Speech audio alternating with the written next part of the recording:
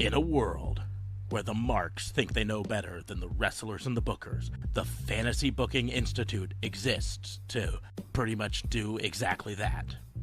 This is a visit from the FBI.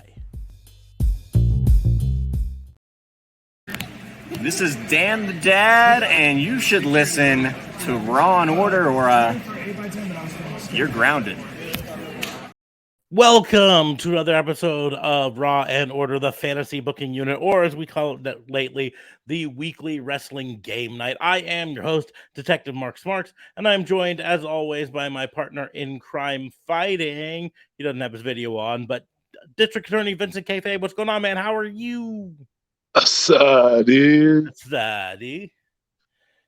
So I went and got the mail at work today, and I found it very humorous that I received a cannabis shop dispensary because there's D8, D9, D10, and all that stuff. Dispensary ad at work. Also, attached to it was a Pizza Hut ad, which that part made sense. Pizza Hut. I just thought it'd give you a little bit of fun. You hit Pizza Hut. You hit the dispensary, and then you got to go to Pizza Hut. No, you just get delivery. It's not delivery. DiGiorno. It's DiGiorno. Hashtag still not sponsored. Yes. I mean, they can always sponsor us. I got no problem with that. But how long has Dr. Strangehair been here? I think that's not I can't see it. It's not a very zoomed in thing. He's using one of these. Did you create some new I added some new emotes. He found them fast. This is the animated emote that is our WBU logo all dances. And so I think Dr. Strangehair is at 8 months. 8 months. 8 what a months. Great guy. On point. Our followers follow us for an extended amount of time. They just don't tell anybody else. We should tell them the best way to support us at the end of the podcast. We should tell them the best way to support us by telling their friends. Yep, tell your friends. Do it now, actually. Let's even just talk about it now. If you enjoy this, if you come here regularly for it, even if you're watching it on the replay on Twitch or on YouTube later, and you're enjoying it, right? Tell your friends. Click that share to friends. Facebook, Twitter, TikTok, make a TikTok about it. Whatever you do, share it with them. That's the best way to support us, right? There are other ways to support us by clicking that follow button on Twitch or that subscribe button on YouTube, any of the other places. Following us on the social medias, we'll go on to that, but my handle is right down there. Whoa, but quit pointing at your handle here on the podcast. No, my one handle's down here. My other handle is over here. That ages me. That really does. Because nobody calls it their Twitter handle anymore. But that literally is what it was called when it started. Yeah. Because it was like a CB radio. That just aged me. Because I know what one of those is.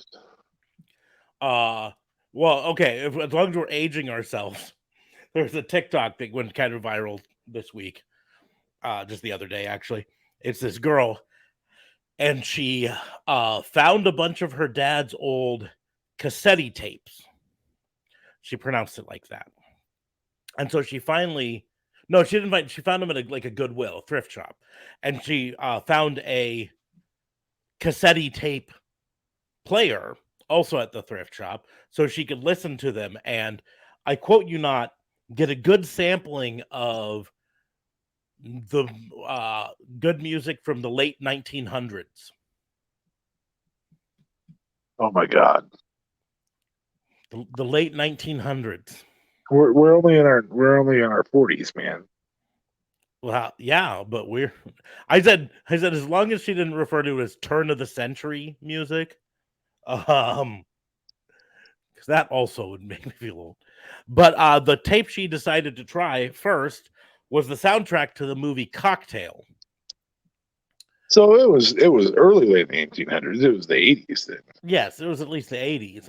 But to age me at least, Came out when you were 10. 1988. I was 11 when it came Yeah, out. 11. But to age me, I knew pretty The much songs. songs on it. Here we'll go to IMDb.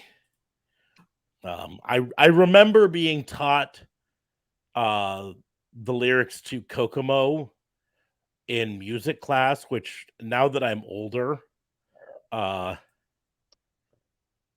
I realize that that's kind of problematic. Yeah, it was Jeffrey Epstein's theme song. But let's see. Now a lot of the songs on Cocktail soundtrack are actually even older. They're like mid 1900s. All Shook Up by Elvis Presley, Tutti Frutti by Little Richard, Chantilly Lace by the Big Bopper.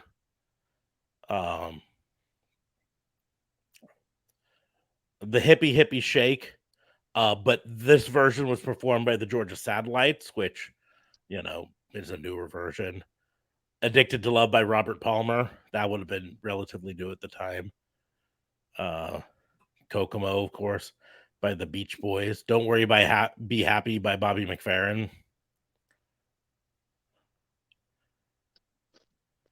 Don't worry. Be happy. A version of Rave On performed by John Mellencamp. So that merged them both because Rave On was a Buddy Holly song. Oh wait, no, that's 90s. And then John Mellencamp was the 80s as can be. Well, at least she wasn't saying that with like. No, there was no malice in her voice. There's no. She was like legitimately like, I want to learn about the musical stylings of the late 1900s. But it's kind of painful to hear that. I think part of that stems from the fact that we were born in the late 1900s. So if we went a century before we're in right now, well, yeah, through most of our youth, it's in late 1800s. Yeah, when someone would say late something hundreds, they were referring to something that when we were young was 80 to 100 years old. Yes. So but it is rough hearing Smells Like Teen Spirit on the oldies station. Yeah, I've said this before. I cried the first time I heard Pearl Jam on the oldies station. I literally cried because Pearl Jam was my teenage rebellion rock. And still releasing albums. Yeah, and still my favorite band. But I realized that Pearl Jam 10 came out in 1991. Ooh, we're old. 32 years ago. We're old. Yeah. Anyways, so let's have some fun playing some wrestling games, maybe fantasy booking some stuff. Who knows what we're going to do on this. No JLB tonight. He was out having fun with his friends and decided not to stay in and have fun with his friends. Yeah, not to have fun with these friends, right? Deebles, WWE versus WWF. I'm going to need some clarification on what you want out of that. Which ones we like better? Yeah, better which one we like Federation, better? But Entertainment's had a good 2-year stretch here. Yeah. I mean, ultimately, we do WWE, WWF, WCW, AEW. We do a little bit of Impact. We talk Ring of Honor sometimes. We talk WWE, WWF, WCW. Fuck, Marry, Kill. We'll probably have different answers in some ways, but if I'm forced to,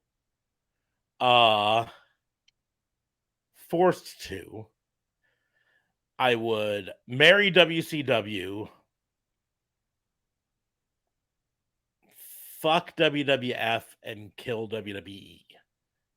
But that's if I was forced to. That way they're all three dead then, huh? Eventually, yeah. I'd get inheritance from all of them. Oh. Jeez. I would marry the Federation, which obviously ended in a violent divorce. I would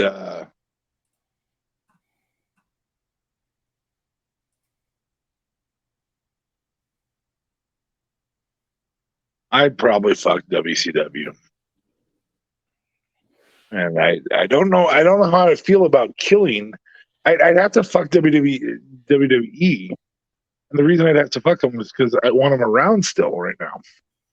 Yeah, I mean that's the tough thing is, I mean, frankly, it all came down to And Vince Russo already killed WCW, so I'll do it with him.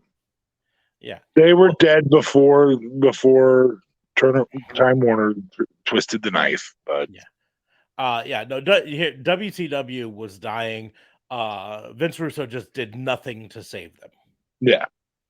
But anyways, Bischoff wanted to. The tough thing is when it comes down to WWF versus WWE, one of them had Bret Hart. One of them had the majority of Shawn Michaels' career. Those things kind of push me towards WWF, right? But you can say the same thing. One of them had the majority of The Rock's career was in WWF. Yeah. And I was a Rock fan. I got his book back. Stone Cold's career was WWF. And right over there somewhere. I can't quite get to it. It's there it is. The Rock says. But really, WWE is just WWF with bad plastic surgery. Mm-hmm. But yeah, it's just sensitized down WWF. What are our thoughts on Rikishi? He was a good wrestler who he had multiple good gimmicks, and then a gimmick that caught on because it was funny to laugh at the fat guy putting his ass in people's faces. And which means he can't be a world champion. Yeah, that's kind of sad in my book because I think prior to him becoming Rikishi, when he was, in the Samoan SWAT squad, and all that stuff, he potential world champion. But then when he became Rikishi, his popularity skyrocketed, but he became a comedy character and never was going to be world champion.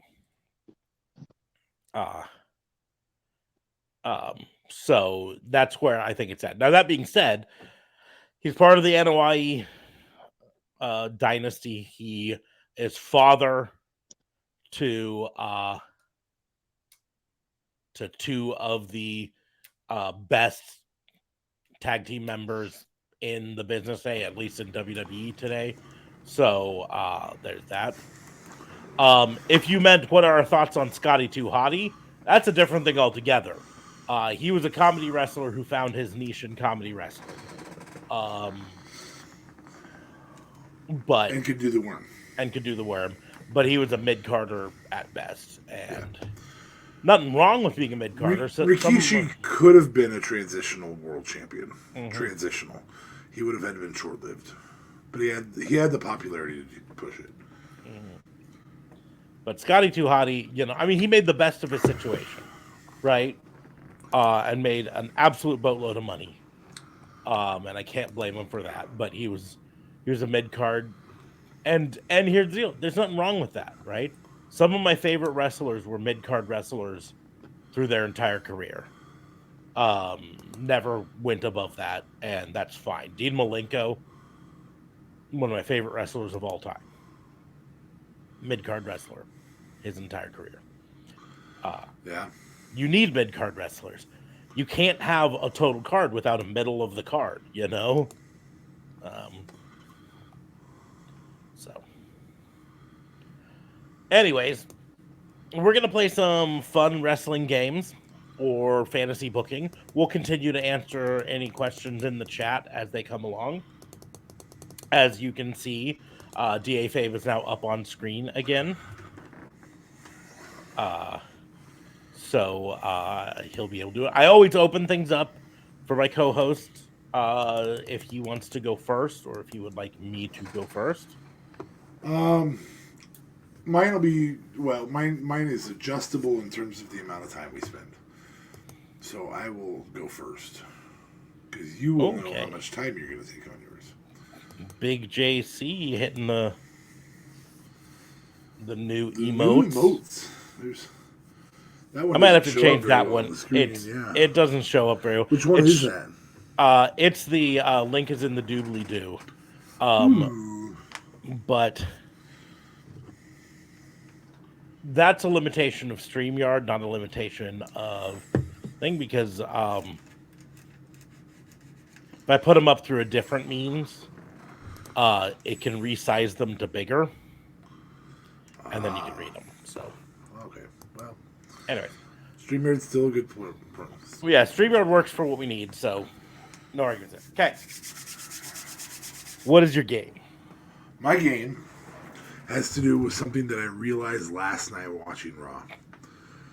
And I just really want to just kind of point out points in history that we remember where the pushed storyline was not the strongest storyline on television. Okay. Example. Right now, tomorrow night, we're going to have a push for the storyline. And AEW, that will not be the strongest storyline that AEW has. The push storyline is the Pillars. And in the long run, probably will be. But right now, the strongest storyline is likely the Elite versus Blackpool Combat Club. Agreed. I want to say, if you haven't watched Being the Elite this week, you really need to watch it. Ooh. Because it's got a lot of things. But it starts off with Hangman Page reuniting with the Elite, and then goes to them backstage talking about it and all of this stuff, and it's hilarious. But there's a scene in it that they go to later where Alex Reynolds from the Dark Order is angry that Hangman Page came back and didn't contact the Dark Order and didn't join up with them. Like, he feels like they've been left behind or whatever. And so he marches into the locker room. Hangman's off taking a piss. And he reveals to Kenny Omega that when, at Full Gear in 2021, right, when you were champion, right, and Hangman Page was setting up to do the Buckshot Lariat, that motherfucker, pointing to Matt Jackson, that motherfucker gave him the nod, right? You could still be champion if it wasn't for that motherfucker. And then it features Kenny Omega doing the most over-the-top reaction to learning. What? Are you telling me? Are you telling me that you, the entire time, that you, my best friend? It's great. And there's a twist at the end, but it's worth it. And the twist being, dude, I watch our program. The twist being that he was brave enough to do the right thing because it was Hanger's time, man. I knew this the whole time. I knew that you did that, but it's so brave for you to finally come forward and admit it, right? And be the better man and help Hanger win. But it's just such a great scene. It was a good episode of Being the Elite. But yeah, no, I would argue that is by far the better storyline going on, the more compelling storyline of the two right now. Of those two, the problem is, frankly, I'm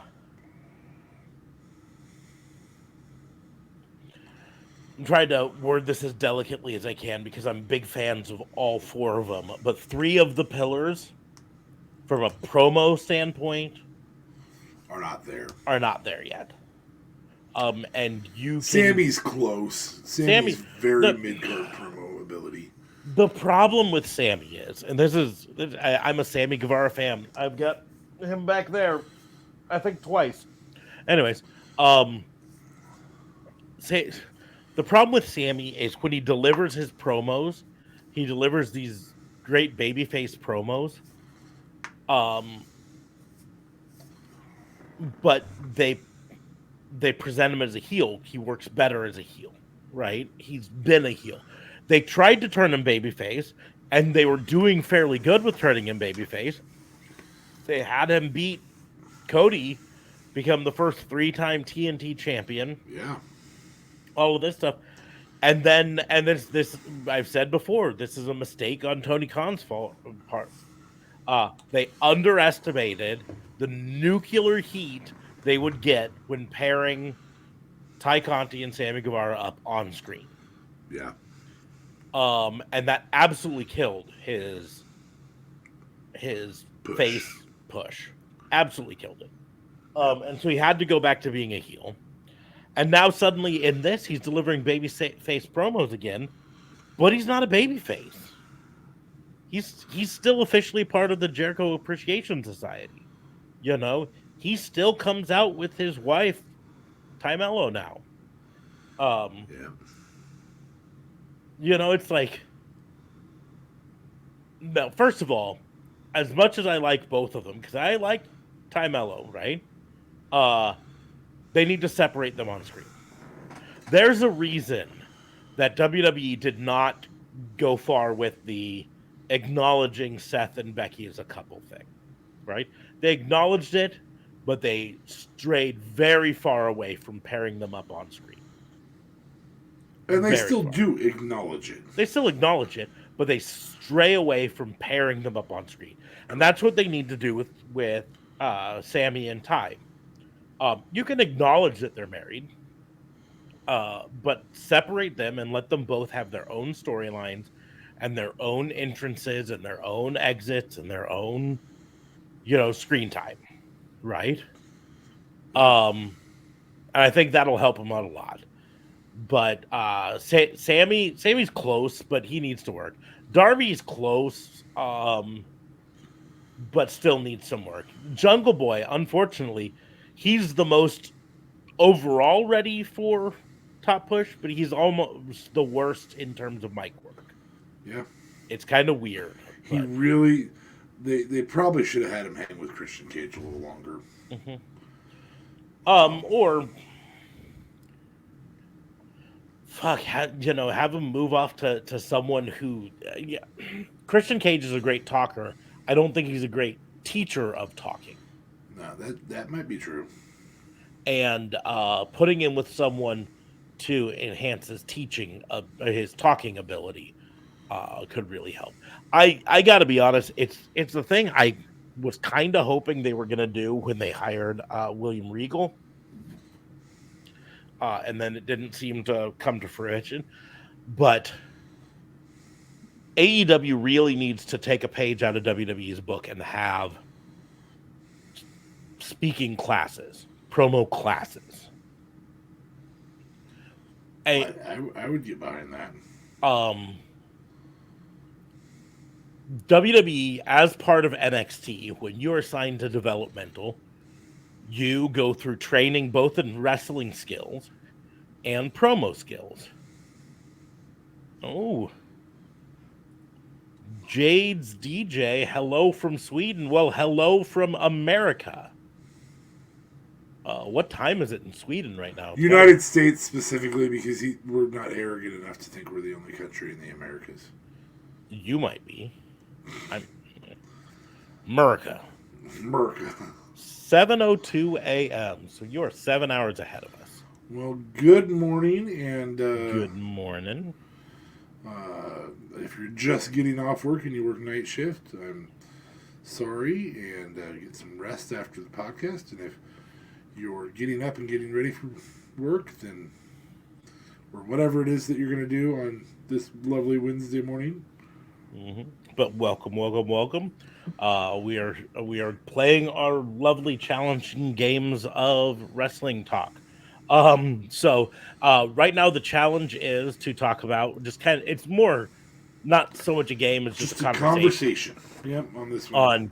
On wrestling storylines that are not the main pushed storyline, but are the better storyline. Oh, just had a cup of coffee and continued with academia. So get to learn some it. Studies. Always good to learn. Learn some things. Always something more to learn today. Yeah. The next day. So for instance, in WWE right now, the pushed storylines are the Cody Rhodes versus Brock Lesnar. Yeah, I feel like that's the push storyline, but the better storyline is specifically the Usos. Yes. Not the Bloodline, the Usos. Who won't even perform this weekend. Yeah, at least that's what it's looking like. That's the... Without getting into SmackDown spoilers...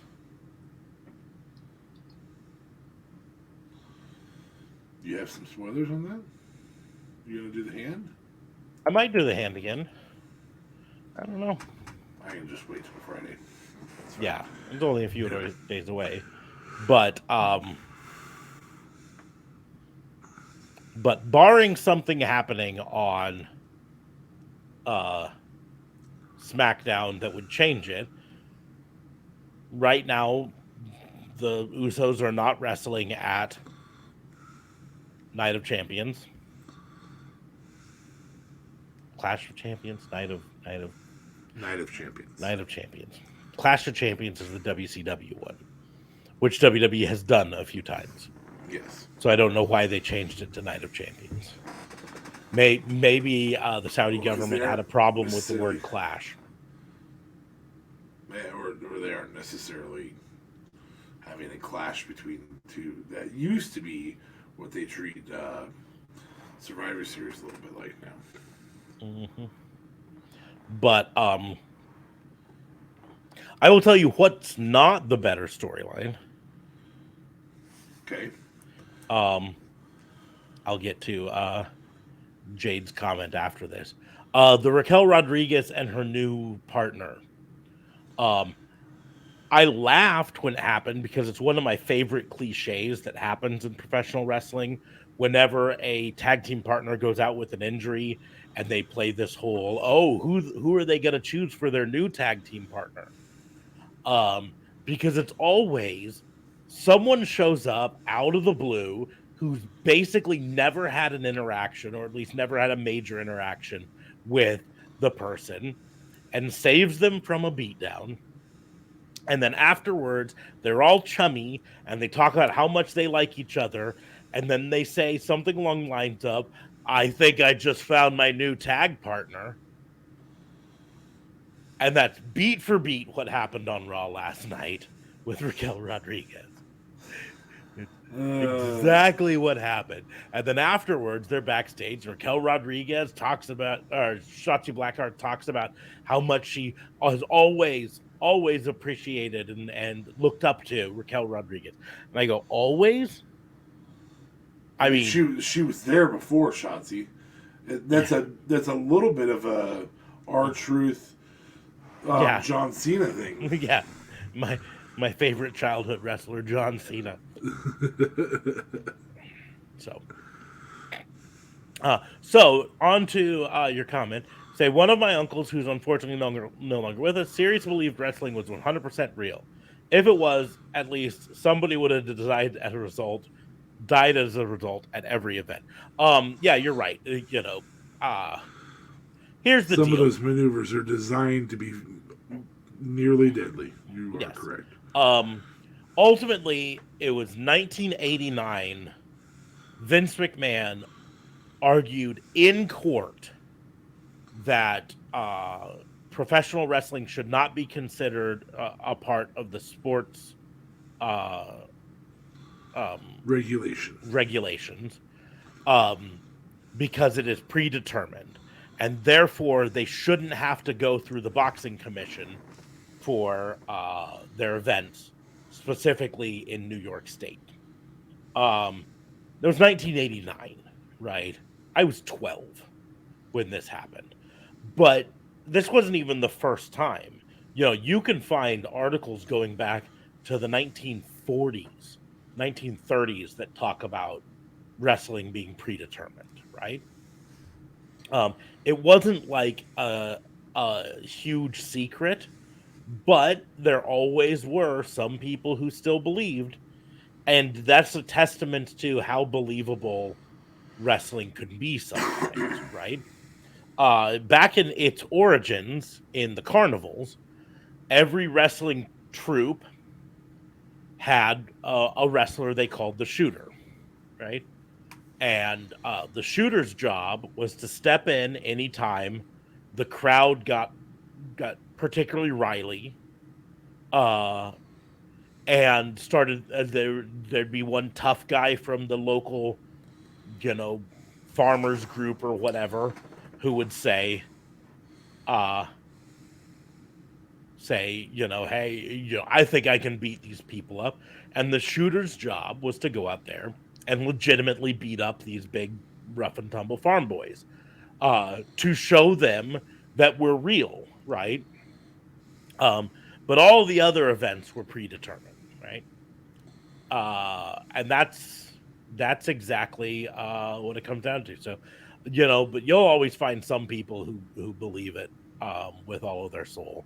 Uh, I wish I could go back to my youth when I did think it was kind of real, because it was a little bit more magical, when you thought.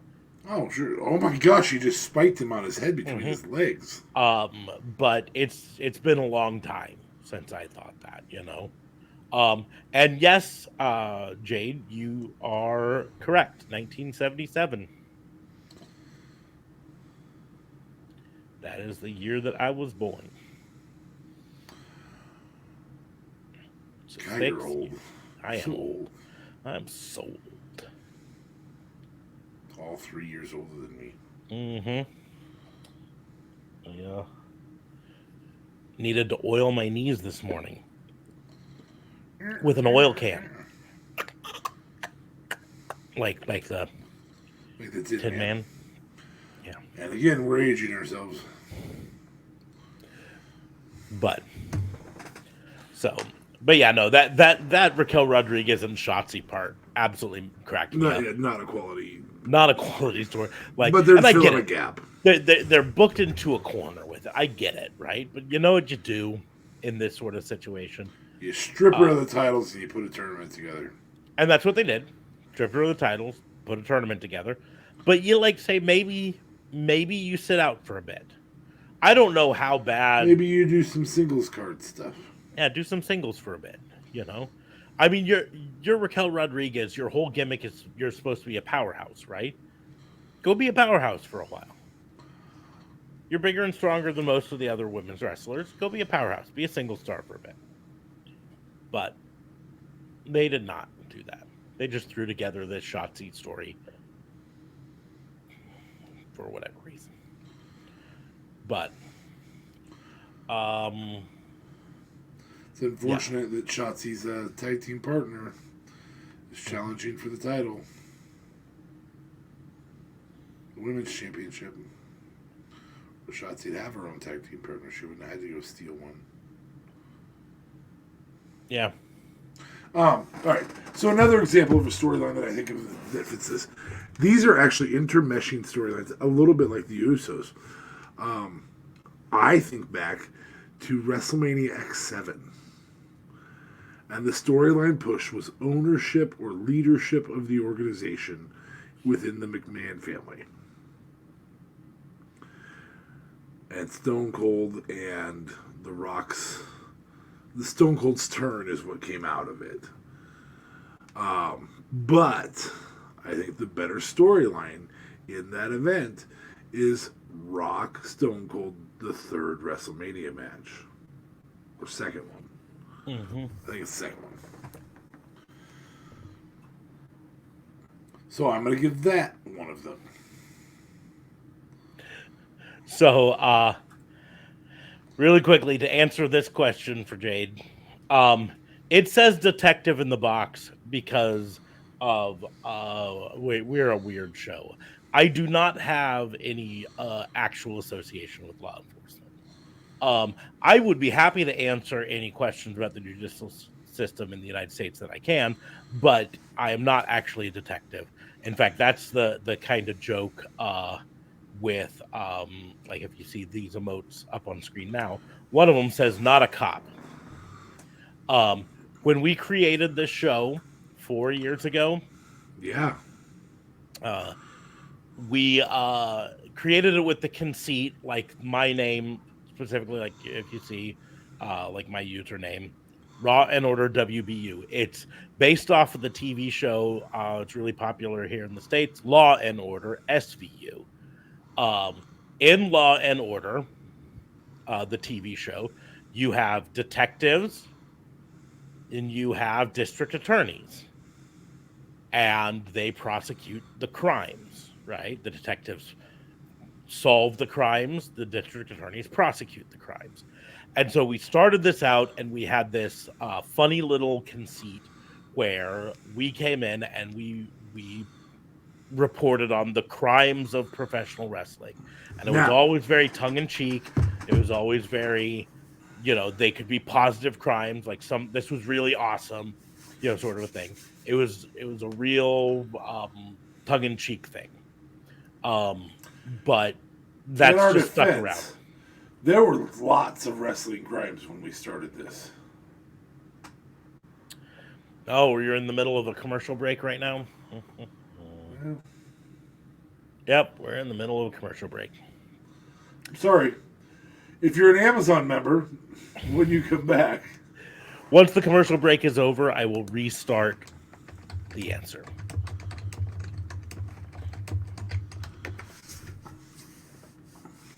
So anyway, for our YouTube video viewers, I thought that, Rock versus Stone Cold, the continuation of that was the bigger story there. I also think there's another really good example. And I think in the 80s, you can go back to the big push was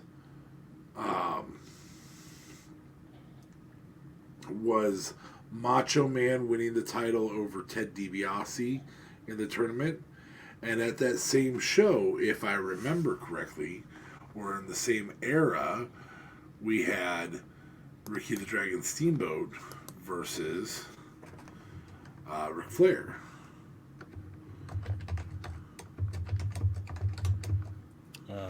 Commercials should be over in about 20 seconds. So WrestleMania 4 is what that is.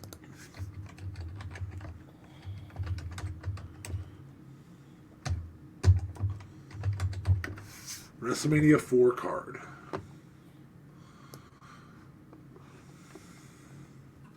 Oh, nope. Nope, it was Hogan versus Andre at that same one.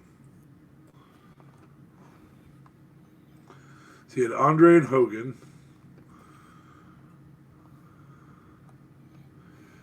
You had the 20-man battle royal. You had the World Championship tournament. And the push was Hogan and Andre, and the tournament was the better piece. That's why I was thinking of that one. Mm-hmm.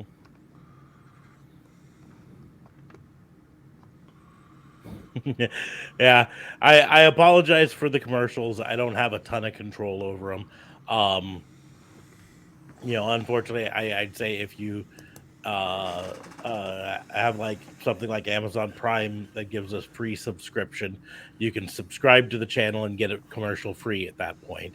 But unfortunately, other than that, yeah, Twitch has those commercials. There's not much I can do about it.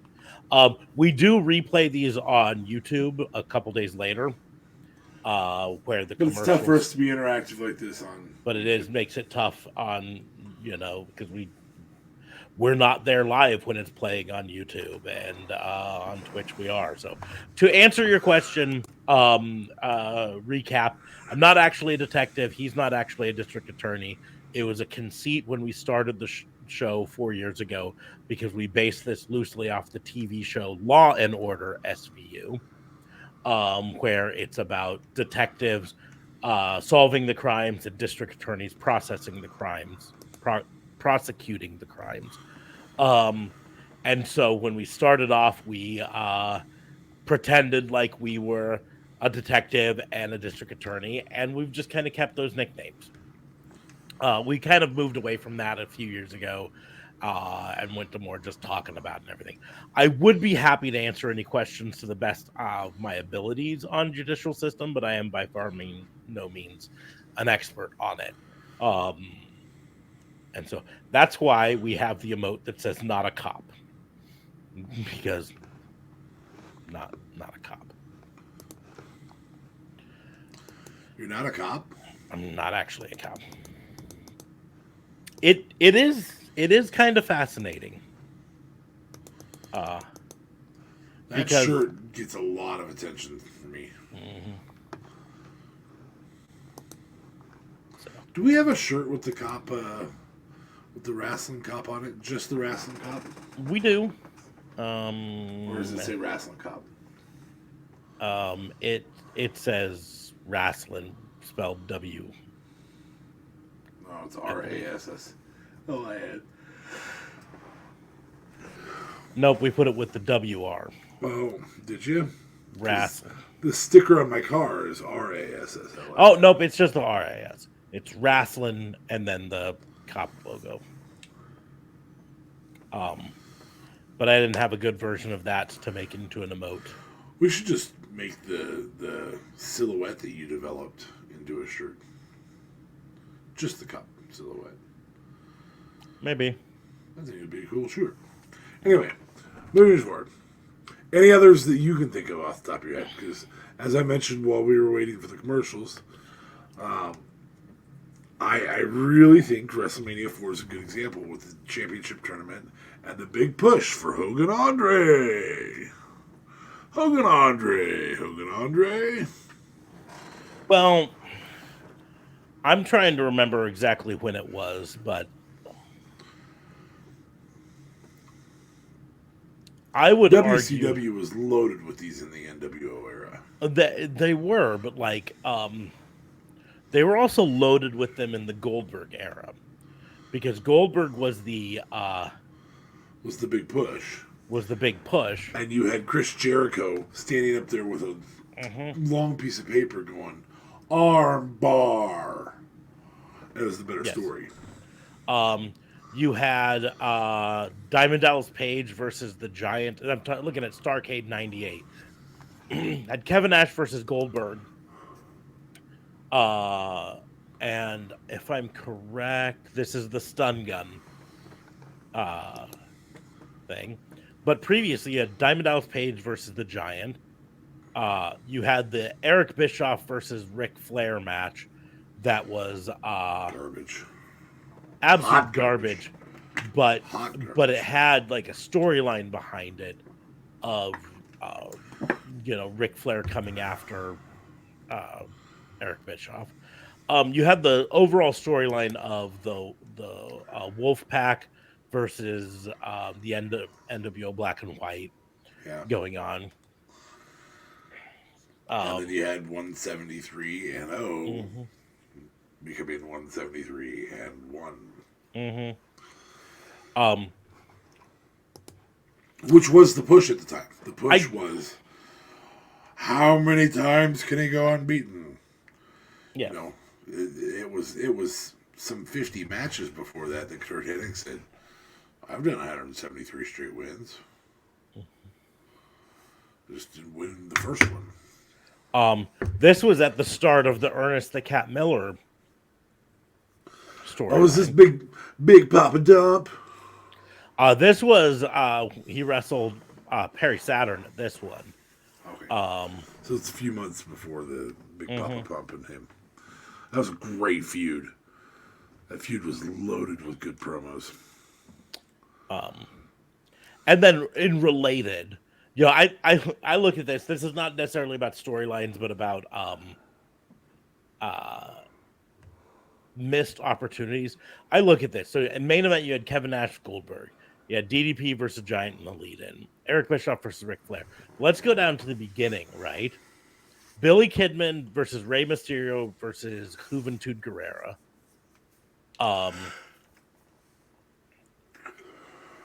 And then directly after that, Billy Kidman versus Eddie Guerrero. Right? Fantastic. And Billy Kidman later on, after WCW got bought, became a little bit of a star. He never got quite to the level that I think he deserved to be. But I mean, he was the first dude who was throwing out shooting star presses like they were candy. Mm-hmm. But, you know, I mean, he came into WWF and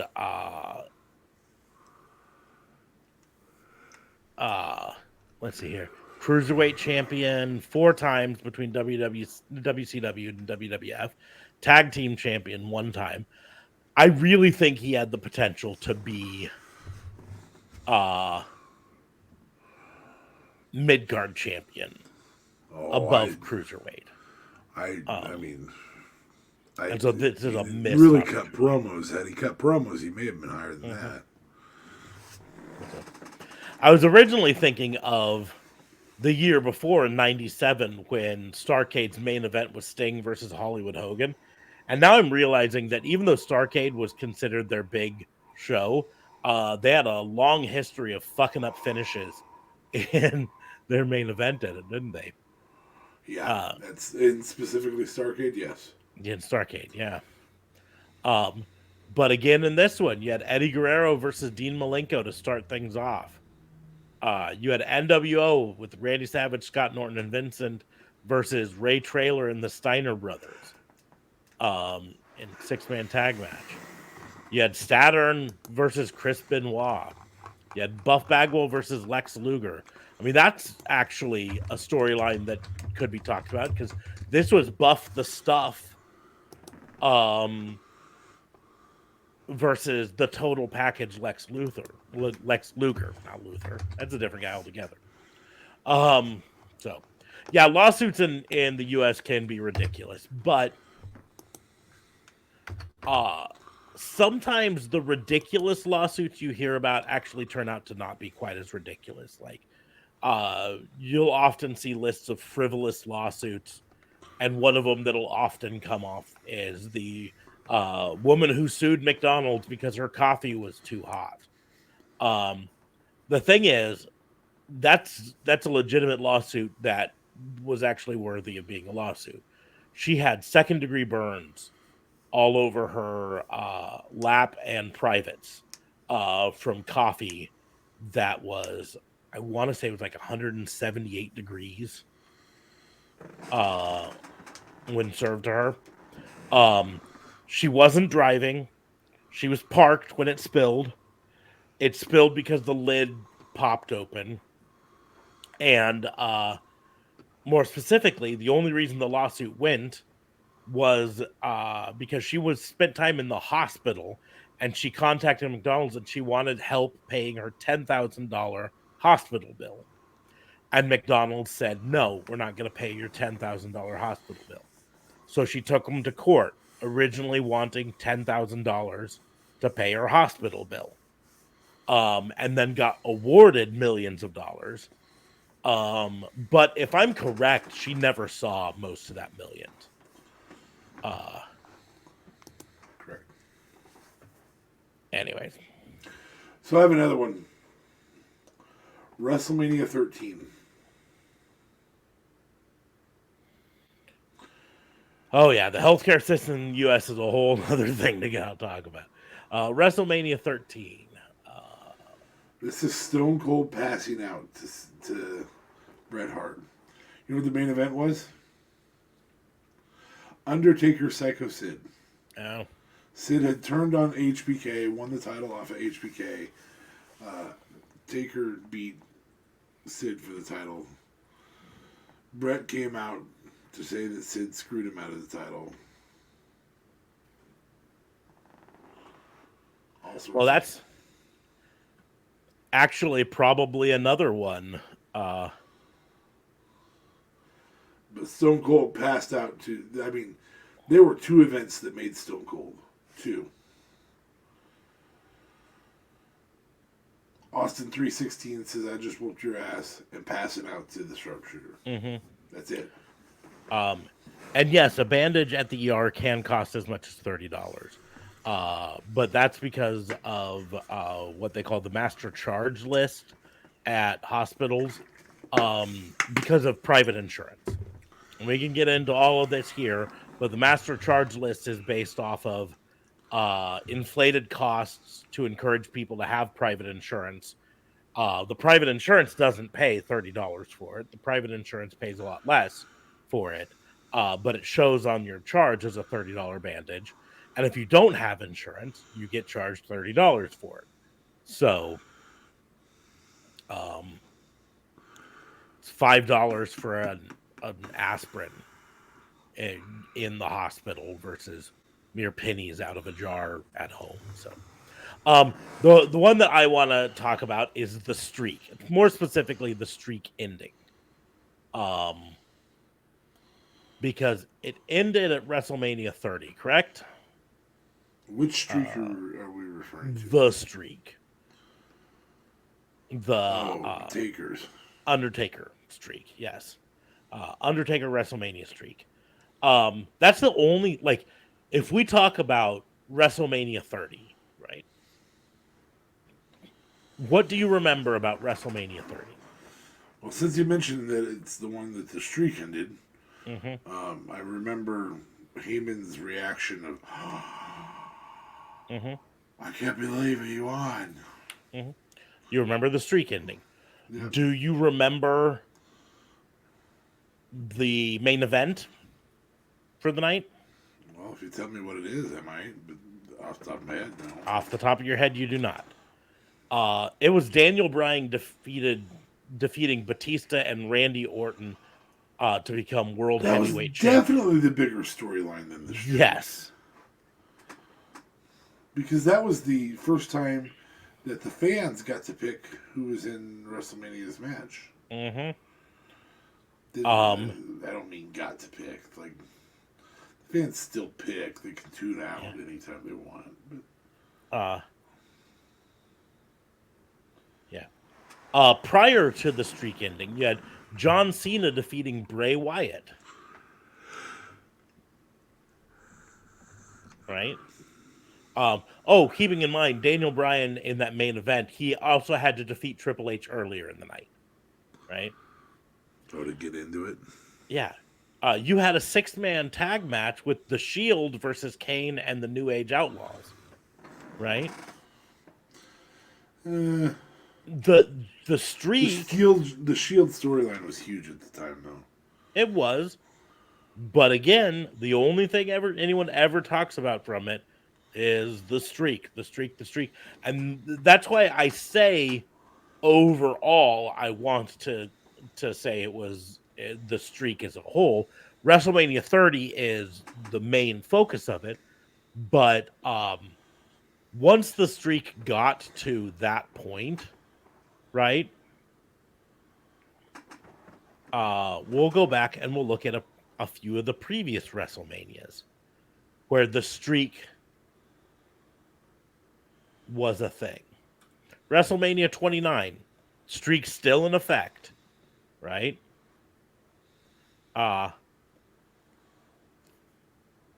What do you think? Do you remember what the main event was? This isn't the streak ending. And this is 29, you said? 29. It was Triple H. Sorry, the streak part was Triple H. No, that streak was CM Punk for this one. Oh, okay. Triple H faced Brock Lesnar.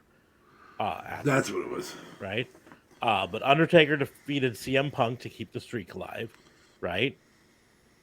Do you remember what the main event, though, was? It was neither of those matches. Oh.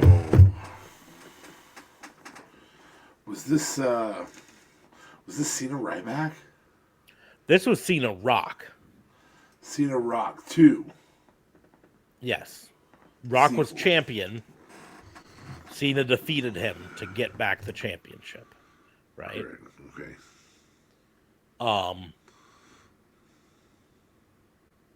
I think the streak by this point was overshadowing the storylines that really were important, like But I John think the Cena big versus push The was Rock. the Cena Rock match here.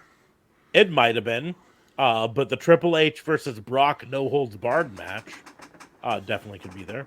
Let's go back to the year before WrestleMania, the year before. The streak still in effect. This was Triple H And Brock.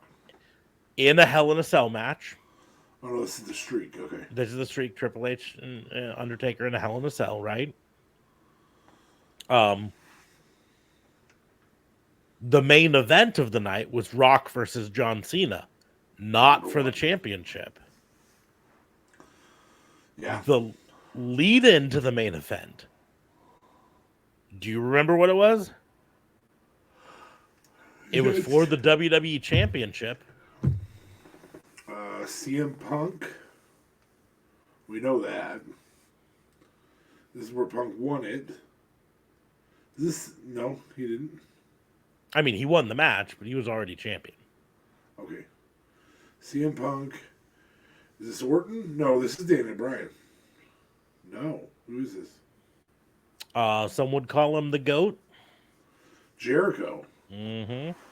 Oh, yeah. Definitely the stronger match there. Yeah. There's just so many times that the and WWE is notorious for that. The storyline not being as good as the. Here's an interesting thing. How many times? I just got to look this here.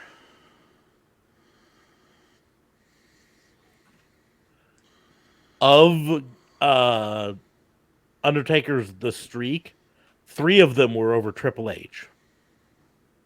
2 of them were over HBK. 2 of them HBK.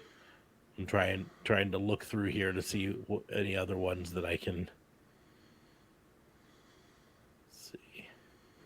Those are the only ones. That are Nope. duplicates. Oh, Kane. 2 of them over Kane. Makes sense there. But all the other ones were one-offs. Including his no contest with Giant Gonzalez. Mm-hmm. Jimmy Snuka started it off. Jake Roberts, King Kong Bundy, Diesel, Psycho Sid, first Kane, Big Boss Man, first Triple H, Ric Flair. A 2-on-1 handicap against A-Train and Big Show. Kane number 2. Randy Orton, Mark Henry, Batista, Edge, Shawn Michaels number 1, Shawn Michaels number 2, Triple H 2, Triple H 3, CM Punk number 1, and then finally streak over Brock Lesnar number 1. Now keep in mind, I'm saying that's number 1 because it's the first time at a WrestleMania. It's not the first time that they fought. Right. This is all about the streak. Anyways, yes, $30 for the whole visit in Sweden. Yeah, it's a lot more than that for a visit. Even with insurance, it's a lot more than that for a visit in America. A lot more. I have at least a $30 copay on just a doctor's visit. Just to, get a checkup or I've got a cough. Did you turn your head and cough then? Oh, they charge more for that. Oh. Hell. And I charge more for that. Yes, grace them with your testicles. But That's been about an hour. What's your challenge? my challenge is simple. I am going to Yeah, I'm on Wikipedia, so let me close out a couple of these extra tabs.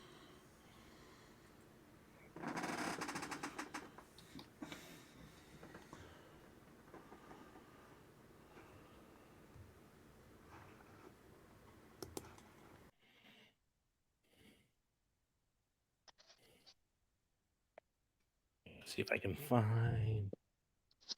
Can you hear me? I can hear you. Yep.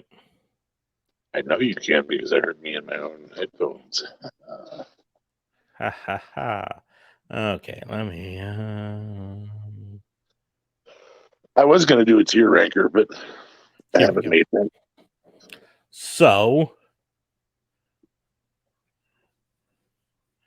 um,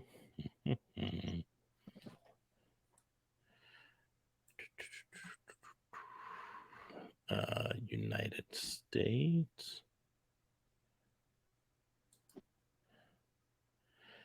I'm pulling up. We'll do the last 3 years. The last 3 years box offices. Movies? Of movies, and I am going to pick a movie, and I want you to recast the main characters, just like the top 2 or 3. I don't want you to go all the way in it, but Well, I'll be recast happy them. to do that. What can I say? You're welcome. Well, Uh, do you find with it ridiculous that The Rock both played the voice of Maui and will actually be playing Maui? I just want to see him put on the weight to play Maui. No, they're going to have him be buff. Yeah, I know that's what they're gonna do. I want to see him put on the weight to play Maui. That's what I Yeah, want to see. respect the role, fella. Yeah, exactly. Seriously. So, couple weeks ago, John Wick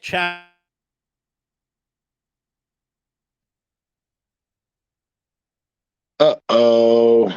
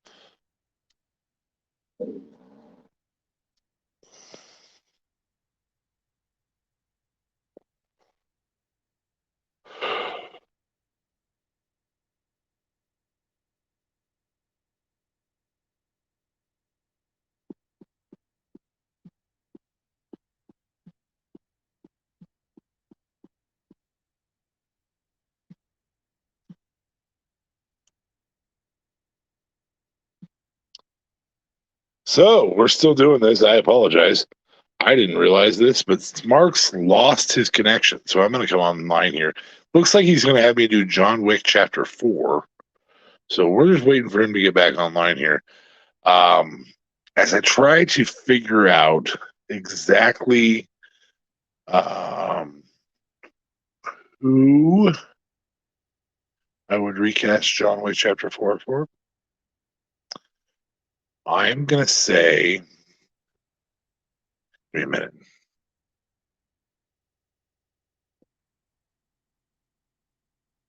Professional wrestler as John Wick. I'm trying to figure this out. Who would you guys pick? I don't know. I'm going to go with.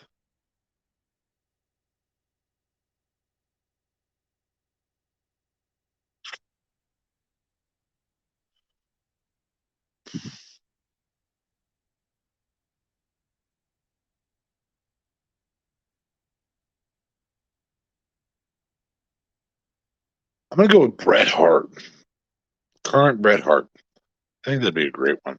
So when he gets back, don't tell him.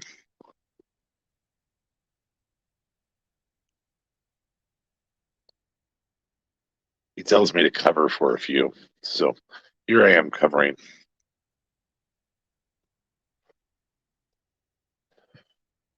In the meantime, let us know in the comments what you would,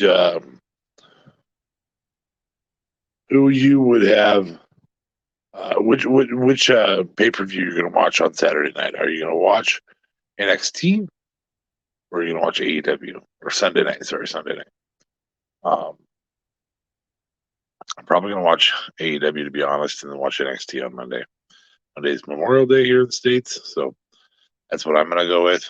But I can't see the chats either while I'm in this setup because I'm in my garage right now. So, but I will be looking. So,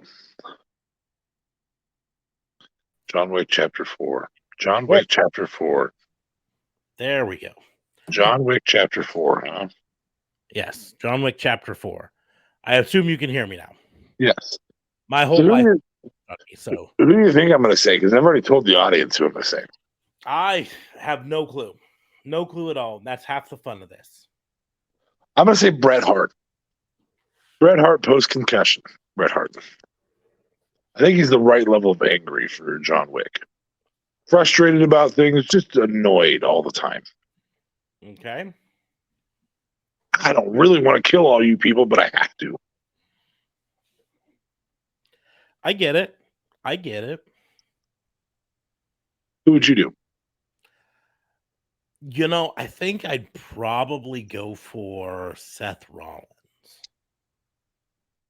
He's got the level of crazy down right now. His skills to pull off the action scenes fairly well. He's got a similar look, although with the long hair, long blonde right now, so that's a little different. Okay, we will extend John Wick to two other people, right? Specifically, the concierge guy, Marcus. Okay. Who would you replace him with? Claudio Castagnoli. Okay. And then that's about a look. That's all about a look. Yep. And then Sharon, the concierge. Sharon. I'm trying to remember who he is. The black guy. Not Lawrence Fishburne, but the concierge. Yeah. It's always like there.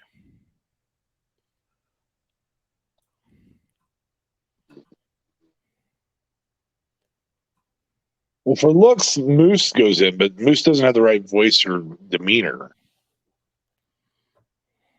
Moose would actually be a really good John Wick. Really good job. Like, if John Wick was like we hoped James Bond would be, that it was you become James Bond because you're Agent 007. Mm-hmm. Like, he'd play that role well. But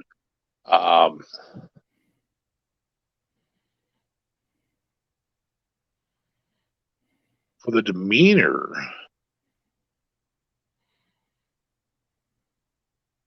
D'Lo in his prime. I don't know. That's tough. I'm going to go with D'Lo. That way I can keep the race the same. I think that's a prime role for Titus. Oh, perfect role. Yes. Titus O'Neil. Yes. Yours is better. Okay. A year ago,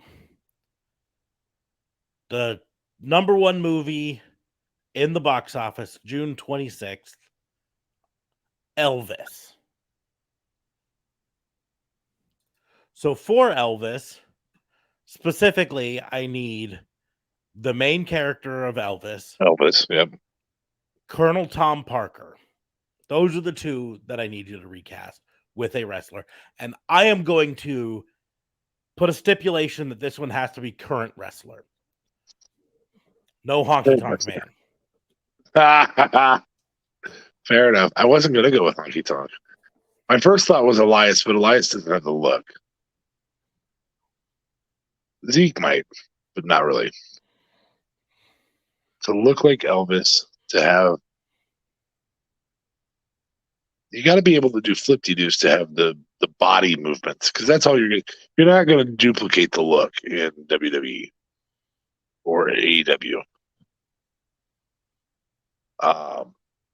So you're going to duplicate the fluidity of Elvis.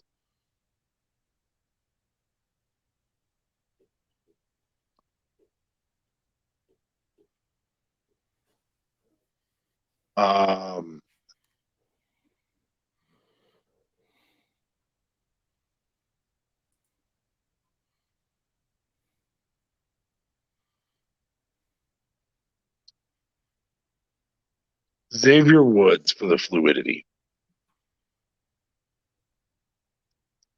I'm going to make Elvis black.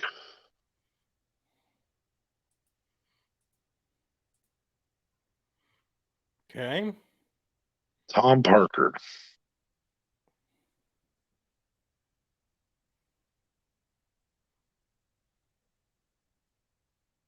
Cena. Interesting. What do you do?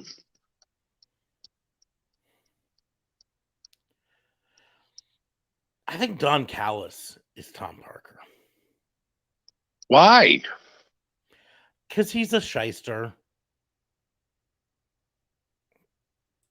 That's kind of it. Fair enough. I mean, it makes sense, but I don't have a whole lot of better concept than he's. you can't duplicate the look on either. Yeah. Unfortunately. For Elvis, I think I could actually get kind of close. The Miz gets close. I think there's a young superstar in AEW that actually gets fairly close for the look. I just don't know if I have any confidence in his chops acting wise. That's Action Andretti. Okay, I can kind of see it. And he has the fluidity in his body movements. Mm-hmm. I wanted to go with Big E, but Big E just makes Elvis way too beefy. Yeah. I don't know what that was. Spiders or something. So,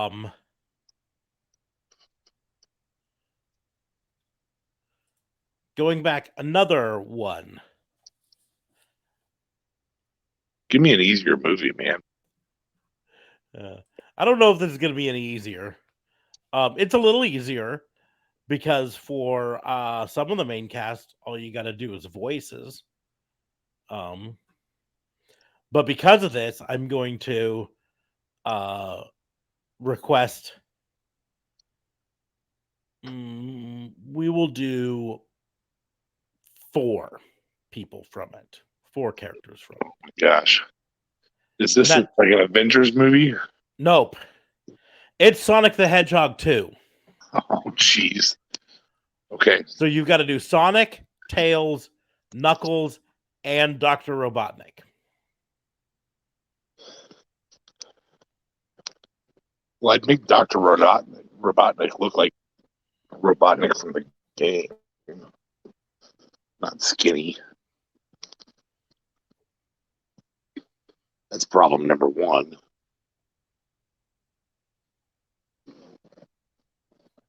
Bear with me for a moment.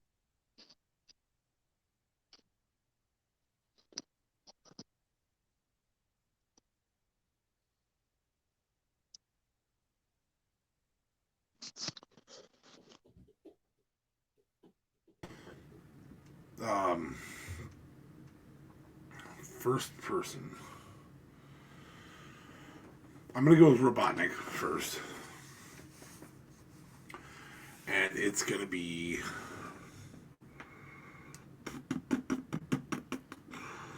Can I go all time? I'll let you do all time for this one. King Kong Bundy's Robotnik, dude.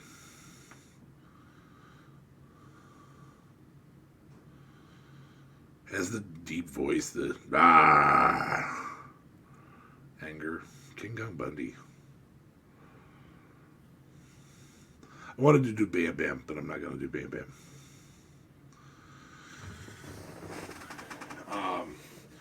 For Sonic, the voice work. For Knuckles, we're going to go Knuckles first. The voice work is Macho Man. Okay. He's deep, and I'd love to hear Macho Man go, "Ooh, yeah, I'm going to knock you in the next week." As Knuckles. Throw in the ooh yeahs and everything. Tails was a high-pitched young voice. Nicholas. Is that cheating? No. I don't know. Maybe. I'll allow it. No worries. Okay. And for Sonic, Smarmy Smartass.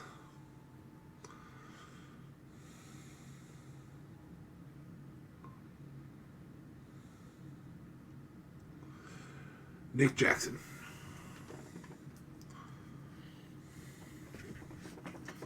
Okay. Doing the voice work. Who you got? Well, Robotnik.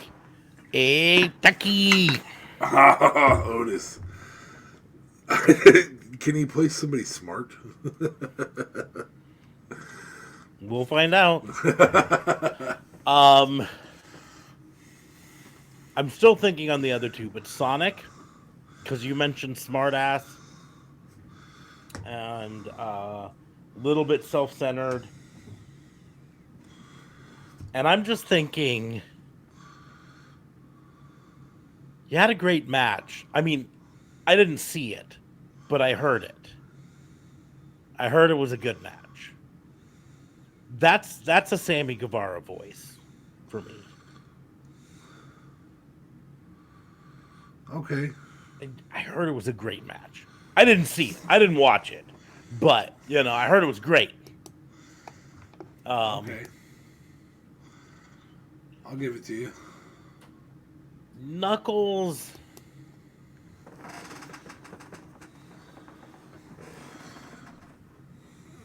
I think that could be a Braun. Yeah. Yeah, I can give you that. So Tails is the tougher one. Tails is always tough. That's why I went with Nicholas, because it was just an easy, hey, he had one wrestling match. Fun piece of trivia. In the movie Sonic the Hedgehog 2, the voice actor for Tails is the only voice actor in the movies that also was the voice actor in the game. So it's an adult. Yep. Colleen O'Shaughnessy. It's a female, which makes sense. Mm-hmm. Or if you were the substitute teacher from Key and Peele, O'Shag Hennessy. O'Shag Hennessy. Get your ass down to O'Shag Hennessy's office. Who? Principal O'Shag Hennessy. You mean O'Shaughnessy? Principal O'Shaughnessy? Get your ass out of here. Balake. You done messed up, Aaron.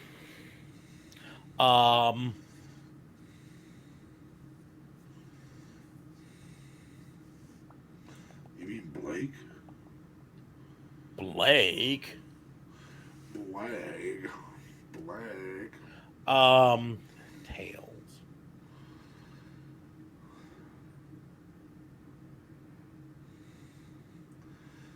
If you're doing that, Jamie Hayter's, yeah, I mean, the accent works because they're from a different planet. I was gonna go kind of the same way, but I was thinking Penelope Ford for some reason. That's fair. I mean, she normally plays a bad guy, so I don't know how well she'll do. It's as the voice of a good guy character. Voice. You want a child's voice. Mm-hmm. And that's where it makes it tough. But okay. Another movie? Okay.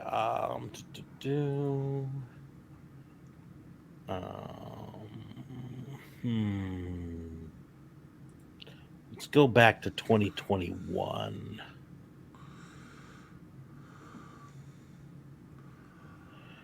I also got to keep in mind trying to think on some of these movies, even though they were number one in the box office.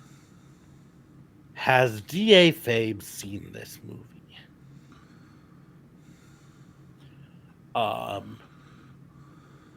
Number one in the box office 2 weeks in a row, August 2021.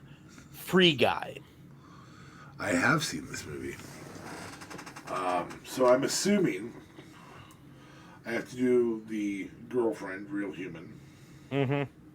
I have to do Ryan Reynolds' character. Yes. Any others? You want me to do the friend that's also a security guard? Yeah, we'll do Buddy, the security guard friend. Okay. Do we want to do the two guys that are chasing him down? Or no? No, we don't have to do them. Okay. So, for Ryan Reynolds' character, or actual free guy, I am going to go with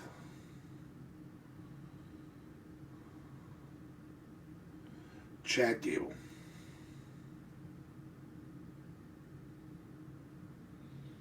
Discovers the power within. Buddy is going to be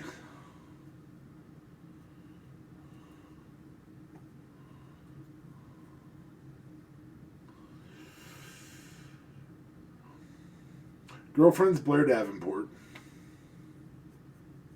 i.e. B. Priestley. And Buddy is going to be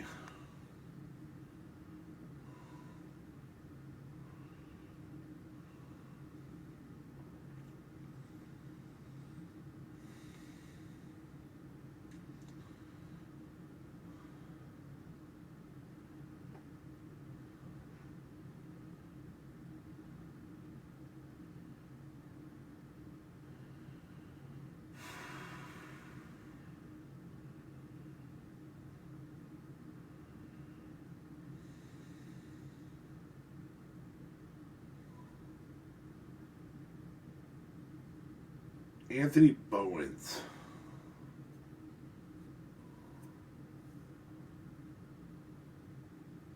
Obviously, he's acting. He's not.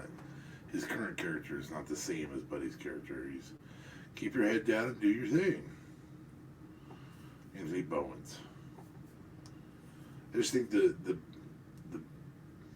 Bowens would be a buffer version of him.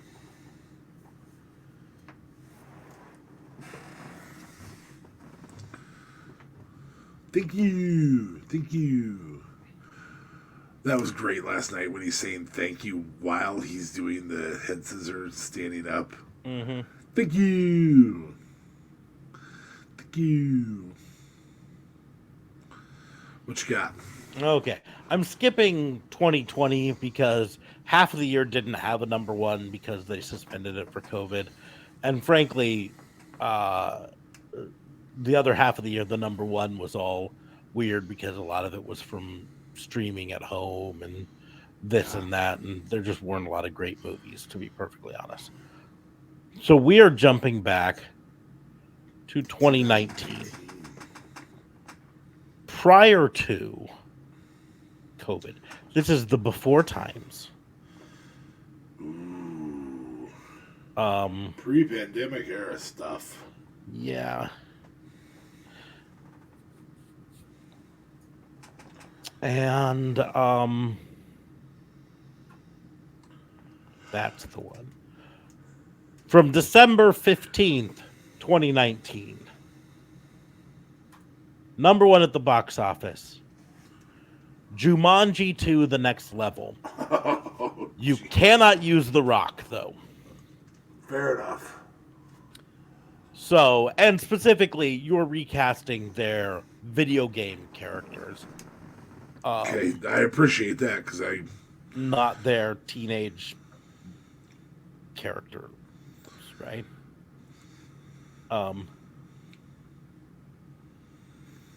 So The Rock's character is going to be played by Dexter Loomis. No, that's a built-in. We don't even have a clue what he sounds like. I'm not doing that. I'm not doing that.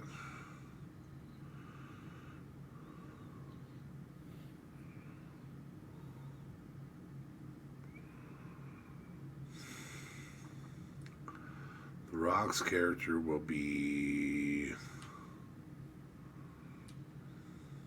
Cody Rhodes. I think he plays that role well. Jack Black's character will be played by Otis. Hot girl, I can't remember what her name is. Karen Gillan, Ruby Roundhouse. Ruby Roundhouse, that's what it is. Is going to be... Well, since it's a man in a woman's body, if I remember right, correct? In the No, there were second two one, girls. Yeah, it was in two the second girls. one, A it's girl got the girl body, and a girl got Jack Black's body. yes. In the second one, it's Martha. So I can't do that. Okay. Mm-hmm. It would have been great if it was the man Becky Lynch. That's where I was going. But it still can be, considering Karen Gillan, who plays the role, is Scottish, and Becky Lynch is Irish. So you kind of have that accent going for it. And that's a fun one. But after last night, the outfit that more appropriately plays that character, who is significantly more voluptuous than I was prepared for, is Trish Stratus. I was like, holy cow! You took this heel thing really far, really fast. I'll stick with Becky Lynch. Becky Lynch is the right move. And what's the fourth person? I don't remember. Kevin Hart.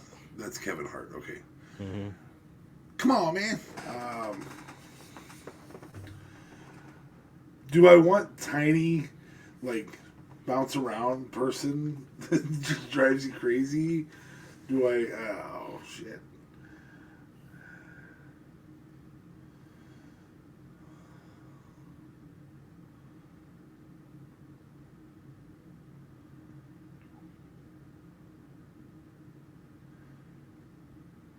Chuck E.T.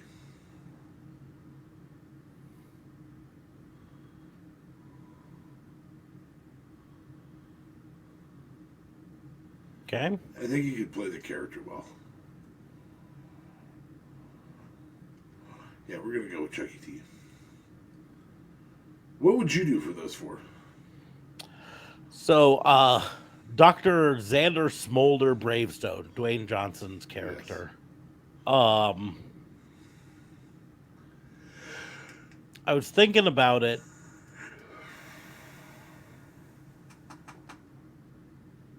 It's tough. But I'm thinking, like, Cody Rhodes has the chops for it. And not to say Cody Rhodes isn't in really good shape and cut. He's just not The Rock. But, so I'm debating on, do I go Brian Cage? And he has the chops for it. Mm-hmm. Yeah, the chops. Here, those chops.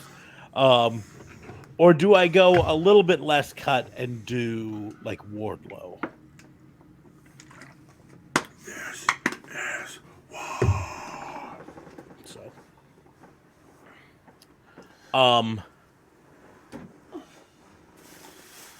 For Jack Black? for Jack Black's character, Otis is really a good choice for him. Yeah. But, he's a very good comedic actor, too. Yeah.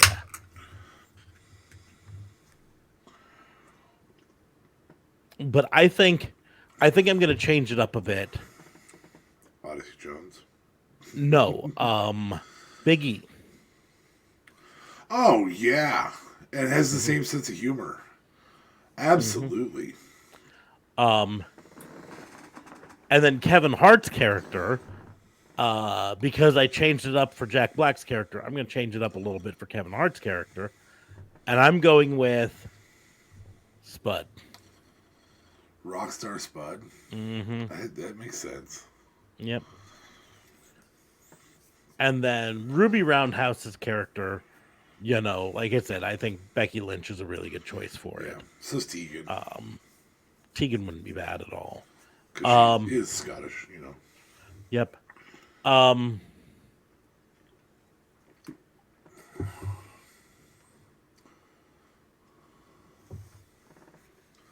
Tegan is Welsh, I think. But oh, that's right. You are so correct. it's all the same area. It's all part of the UK.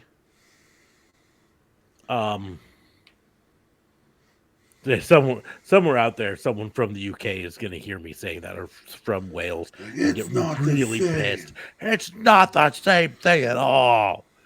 Only with an accent that we can't tell the difference from somewhere else in the same country. You know what? I will change things up instead of Becky Lynch or Tegan for Ruby Roundhouse. I will go with what's her new name now? Kaylee Ray, but she now goes by something else. And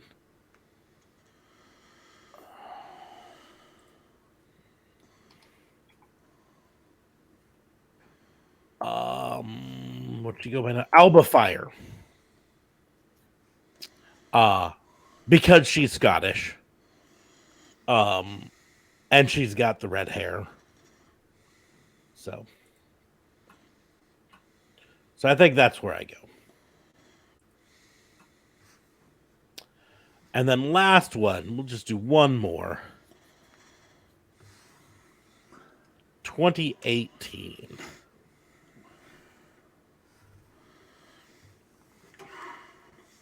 "5 years ago, we were both working together still. We left. At this time, 5 years ago, we left 4 days apart. No, it was more than that. Mine was before my birthday, and yours was after my birthday. I'm looking at this, trying to figure out which one I think will be the most fun for it.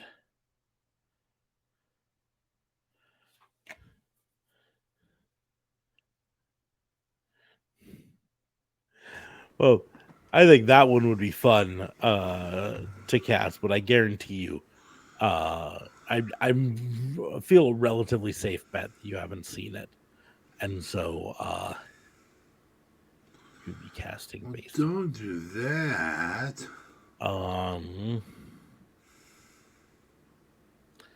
That one would also be fun, but I'm pretty sure you haven't seen it because I haven't even seen it. So we'd be throwing those out. Bum,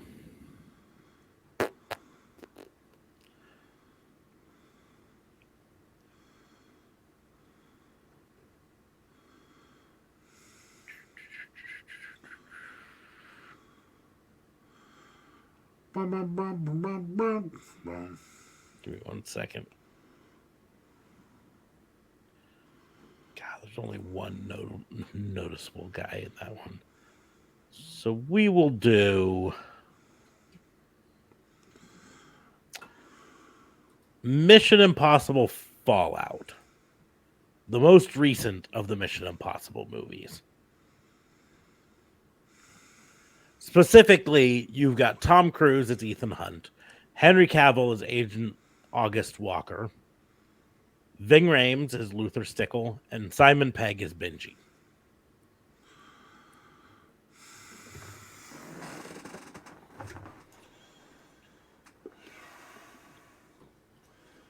We'll start at the beginning again. So we're going to go with Tom Cruise's character. Mission Impossible style.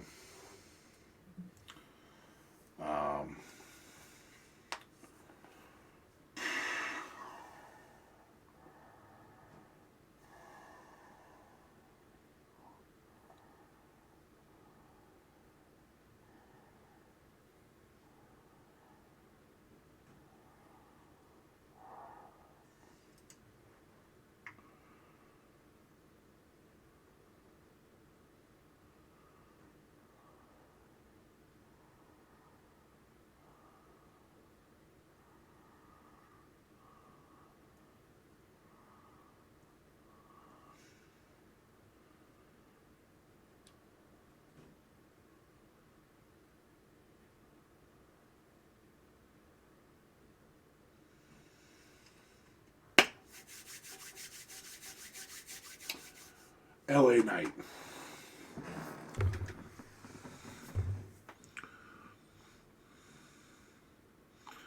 What was the next character? Henry Cavill as August Walker, the CIA agent that Is in pursuit. sort of, yeah.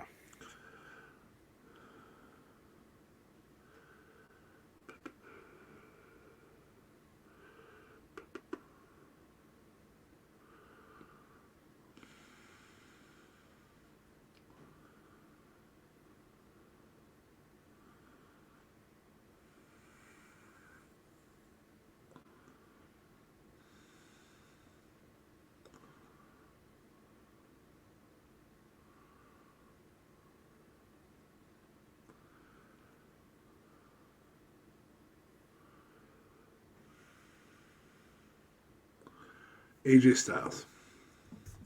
Okay. Ving Rhames' character of Luther Stickle.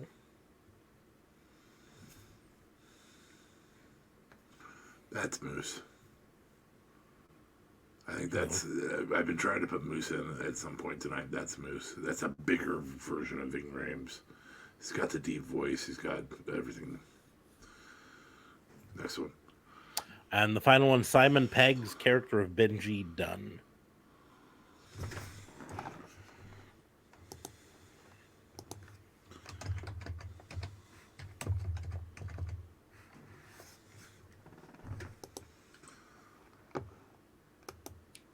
Sorry, seeing the movie doesn't mean I can place all the characters. Benji's been in all the most recent ones ever since number 3, I think. He started off, he was just a technician for MI6, and then he gets roped into it and eventually he's kind of their tech guy. Okay. No, I had to look up who Simon Pegg was because I still wasn't placing him. Okay. Oh, I should have just said Shaun of the Dead then. Yes, yes, it would have helped. Okay.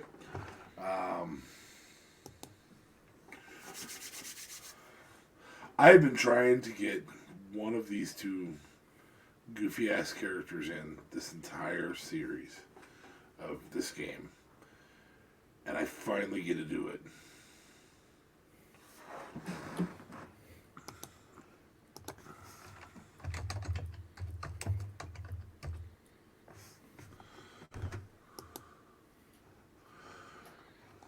But I have to look up the name of the correct one.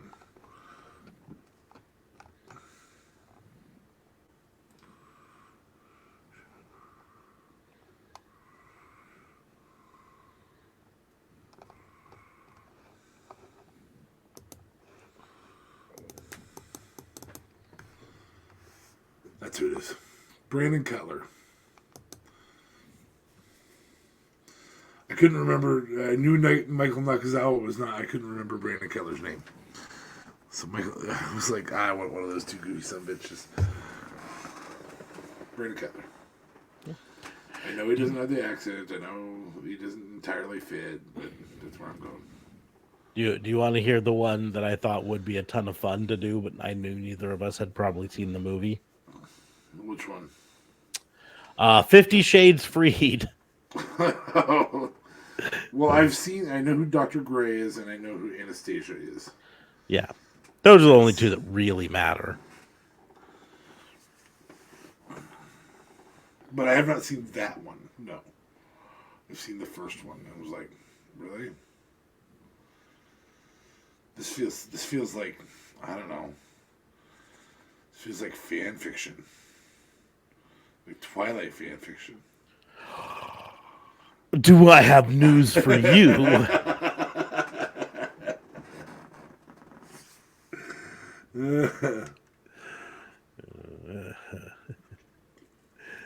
Well, we ran longer than we thought. We want to thank Jade for coming by. Jade's DJ.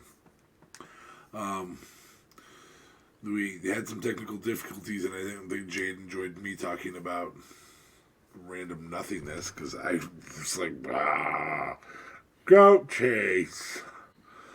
So these are always a ton of fun. I love doing these games. I love random ways we make them up. I love when we steal them from each other. All those types of things. But this week's got to be a little bit unique. So we had 2 new games.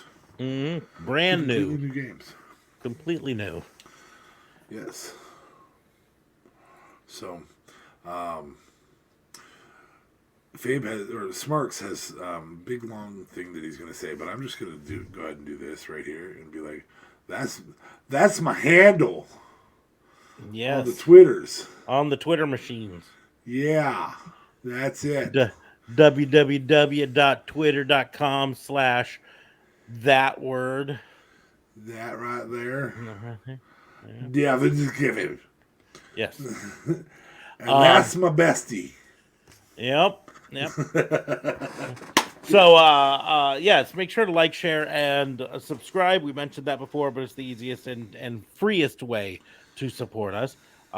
You subscribe to us on Twitch. You get ad-free viewing, so Jade wouldn't have had to have dealt with the advertisements coming on and bugging the crap out of them. You can also tip us. There's information in our about on Twitch on how you can tip us, send us a little bit of money that way, or you can send us bits. That's an easy and cheap way to help us out. You can also help us out by checking out our merch stores. Links are in the doobly doos for that. You can also take Big JC's advice to never eat the yellow snow. That's a tip, apparently. Apparently, that's a tip. That's coming from the dude who just bought a bunch of people memberships. So what if it's just a really kind of a dark orange? You mean like from a snow cone? Well, just like orange snow. That dude has an infection. Anyways, but in the doobly doos are all the links for all of that stuff, so you can check us out there. You can check me out at Raw and Order WBU. It's this hand. Got to do the right hand right there at Raw and Order WBU. That's on Twitch, Twitter, YouTube, Instagram, TikTok. Just not on Facebook because Facebook's weird, but you can find us by searching for that there. So that's good there. We will be back on, I don't know if we're going to do Sunday or if we're going to do Monday. We'll decide here in a little bit and let everyone know. Because Sunday is going to be stupid busy with wrestling shows. And we might just put off talking about them till Monday. But the timing for Monday is tough because there's Raw Monday night. So it's like, do we wait till after Raw? Do we find a time in the day to do it? Do we do it while Raw's going on? I guess I could do that. Sit up here, have Raw here and talk. Anyways, but we'll get it figured out. Otherwise, we normally are live Sunday nights and Tuesday nights at 10:30 Central or whenever I finally press that go live button. We also occasionally do things. I like play video games occasionally on here. So check us out that way. But support us, like, share, subscribe. You know the drill. Hopefully we'll see you soon. Thank you all for joining us. Deuces.